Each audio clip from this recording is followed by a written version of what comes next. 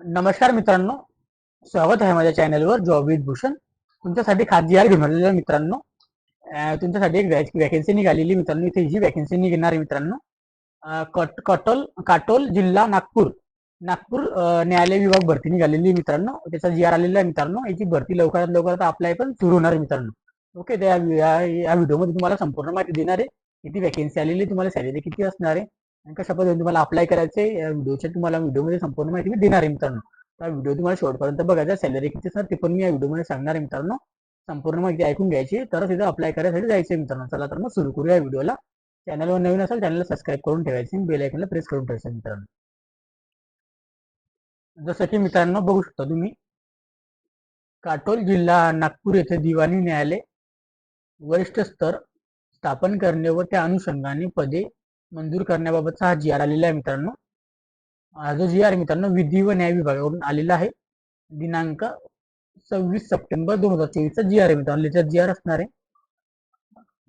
इथं प्रस्तावना दिलेली मित्रांनो. त्यांनी प्रस्तावना वाचून घेऊ आपण शॉर्टकट मध्ये, जेणेकरून तुम्हाला समजून जाईल सगळं.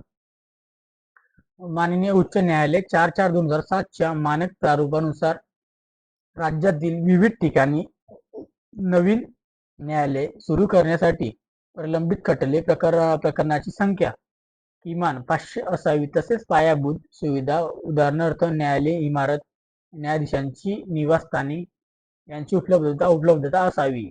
उच्च न्यायालय धोरणानुसार आवश्यक सर्व निकष पूर्ण होत असल्याने काटोल जिल्हा नागपूर येथे दिवाणी न्यायालय वरिष्ठ स्तर हे न्यायालय स्थापन करण्यास उच्च न्यायालय नवीन न्यायालय स्थापन करण्याची संमतीने मान्यता दिलेली आहे. तसेच त्यांनी दिलेले मित्रांनो, शासन निर्णय विधी व न्याय विभाग 6/2/2024 मध्ये राज्यात न्यायिक अधिकाऱ्यांच्या 2863 पदे, म्हणजे न्यायिक अधिकारी म्हणजे कोण मित्रांनो, न्यायाधीश वगैरे, त्यांची वॅकन्सी 2803 पदे इथं असणार मित्रांनो. अशा प्रकारात न्यायाधिक अधिकारी नियमित पदे इथं असणार मित्रांनो. 2803 पदांची भरती काढलेली आहे त्यांनी. त्यानंतर त्यासाठी सहाय्यक भूत कर्मचारी जे असतात वृद्धांचे 11,064 नियमित पदे, म्हणजे इथं जे असतात मित्रांनो क्लर्क वगैरे जे असतात, क्लर्क झाले, कनिष्ठ लिपिक झाले, त्यांच्यासाठी इथं वॅकन्सी असणार आहे 11,064 पदे. त्यानंतर इथं 5,803 पदे बाह्य यंत्रणेद्वारे म्हणजे मनुष्यबळामध्ये घेण्यात मान्यता देण्यात आलेली आहे. इथे जे असणार मित्रांनो 5,800 पदे शिपाई कामगार सफाई कर्मचारी जे असतात त्यांच्यासाठी असणार मित्रांनो. ओके, ते जे लागत असतात. सदर इथे मित्रांनो आता शासन निर्णयामध्ये सुधारणा करण्याच्या अटींच्या अधीन राहून काटोल जिल्हा नागपूर येथे दिवाणी न्यायालय वरिष्ठ स्तर हे न्यायालय स्थापन करण्याची व उपरोक्त मंजूर पदांमधून सदर न्यायालयांची पदे उपलब्ध करून घेण्याची बाब शासनाच्या विचारधारणात होती मित्रांनो. इथे शासनाचा निर्णय दिलेला आहे मित्रांनो त्यांनी. शासन निर्णय विधी व न्याय विभाग 6/2/2024 राज्यातील न्यायिक अधिकाऱ्यांच्या 2863 नवीन नियमित पदे तसेच त्यांच्यासाठी सहाय्यभूत कर्मचारी वृंदांची 11,064 नियमित पदे निर्माण करण्यास व 5,803 पदे मनुष्यबळांची सेवा बाह्य यंत्रणेद्वारे घेण्यात संबंधित न्यायालय सुरू होण्याच्या दिनांकापासून मान्यता देण्यात आलेली आहे.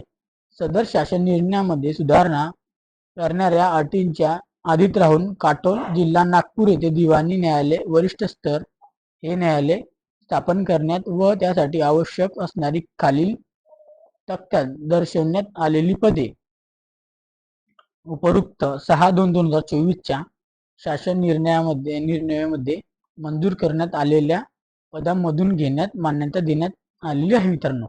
ओके, तर सदर इथं दिवाणी न्यायालय वरिष्ठ स्तर काटोल जिल्हा नागपूर नियमित पदे असणार आहे त्याच्यात आणि अस्थायी पदे पण असणार मित्रांनो याच्यामध्ये. ओके, जेणेकरून तुम्हाला मी सांगतो आता टोटल पदनाम, पदांची वेतन श्रेणी, नव्याने निर्माण करणारी नियमित पदे जे असणार हे असणार आहे आणि बाह्य यंत्रणेद्वारे पदे असणार आहे ते इथं असणार मित्रांनो. ओके, इथं बघू शकता दिवाणी व न्यायाधीश वरिष्ठ स्तरांसाठी असणारी तर सॅलरी त्यांची जी असेल ते असेल. एक वॅकन्सी असणार तिथं.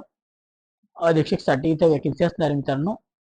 त्यांना इथे एक वॅकन्सी असणार टोटल 44,900 पासून ते 1,42,400 एवढी सॅलरी त्यांना मिळू शकते. सहाय्यक अधीक्षक साठी इथे असणार मित्रांनो 2 वॅकन्सी. त्यांना सॅलरी इथं 41,800 पासून 1,32,300 असेल मित्रांनो. त्यानंतर लघुलेखन श्रेणी 2 साठी एक वॅकन्सी असणार मित्रांनो. त्यांच्यासाठी इथं 41,800 पासून 1,32,300 एवढी सॅलरी त्यांना असू शकते मित्रांनो. त्यानंतर मित्रांनो वरिष्ठ लिपिक इथं 2 पदे असणार आहे मित्रांनो. त्यांना सॅलरी 25,500 पासून 81,100 इतकं असू शकते मित्रांनो. कनिष्ठ लिपिकसाठी इथं मित्रांनो 8 पदे असणार आहे.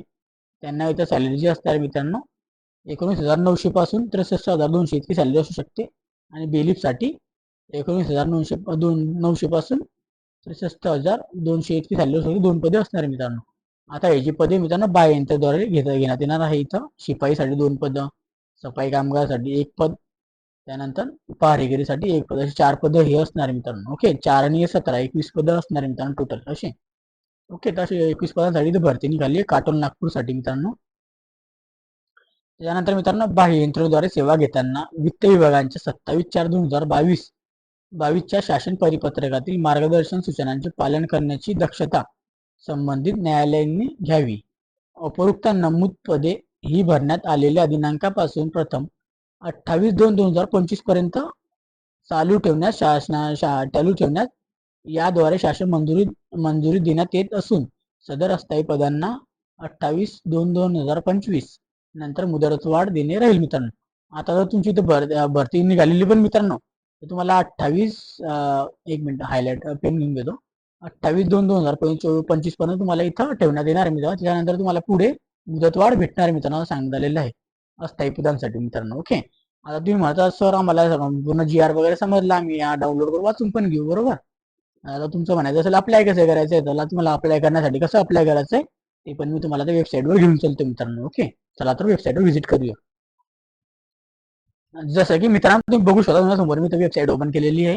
गव्हर्नमेंट ऑफ महाराष्ट्राची वेबसाईट आहे मित्रांनो. इथे बघू शकता information, citizen, GRs, act and rules, त्याच्यानंतर ऍप्लिकेशन प्रोसेसिंग सगळी इथं माहिती दिलेली. डिपार्टमेंट डॅशबोर्ड सगळी इथं माहिती वगैरे भेटते मित्रांनो. रिक्वायरमेंट सगळी माहिती दिलेली मित्रांनो. इथं आल्यानंतर आपल्याला काय करायचं मित्रांनो, रिक्रुटमेंट न्यू रिक्रुटमेंटवर आपल्याला क्लिक करायचं आहे. तुम्हाला ऑप्शनवर क्लिक केल्यानंतर गव्हर्नमेंट ऑफ इंडियाची इथं वेबसाईट ओपन होते.